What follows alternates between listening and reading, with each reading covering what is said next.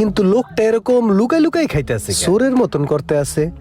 ও হ্যার মনে হয় টাকা পড়ছে, টাকাটা মনে হয় খেয়াল করতেছে না।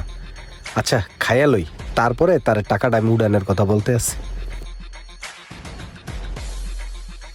ভাই শুনেন, আপনার মনে হয় টাকা পড়ছে। হ্যাঁ 1000 টাকার নোট? টাকা তো পড়ে রয়েছে, কিন্তু এই টাকা তো আমার না।